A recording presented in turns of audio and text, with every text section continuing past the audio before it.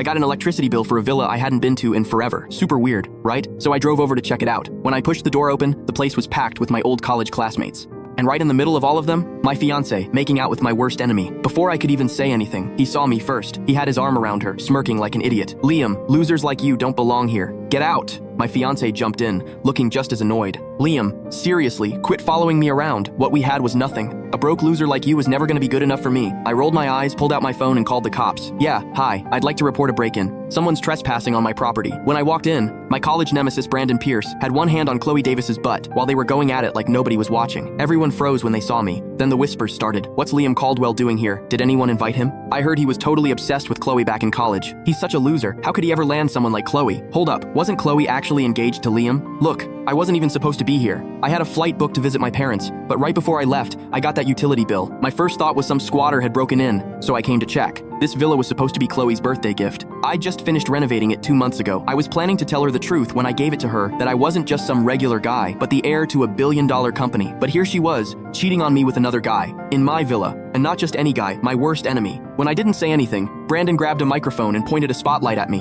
Liam, what are you doing crashing my party? I sure as hell didn't invite you. I frowned. You didn't, but this is my, he cut me off. Since I didn't invite you, how do you have the nerve to show up at my place? Or, wait, after all these years, did you finally come to apologize? Brandon and I were from totally different worlds, but sophomore year, he came begging me to help him pass an exam. Offered me $500 to help him cheat. The second I took his money, I went straight to the professor and reported him. He got nailed by the school, and from then on, he made my life hell every chance he got. After graduation, we hadn't talked at all. I shook my head. Even if I could do it over 100 times, I'd still report you. Brandon just laughed. Drop the act. I know exactly how people like you think. You thought you could make up for being poor by being a good student. Then you got out into the real world and realized that even with a fancy degree, you'd still end up working for rich guys like me. But I'm feeling generous today. Just get on your knees, call me daddy, lick my shoes clean, and I'll let it go. Everyone cracked up. These were the same jerks who followed Brandon around in college, bullying people. Clearly, they hadn't changed one bit. They'd only gotten worse. Come on, they're giving you a chance. One daddy, and you're set for life. Why aren't you on your knees yet? Don't be an idiot. Don't screw this up again. This is a once-in-a-lifetime deal. Swallow your pride.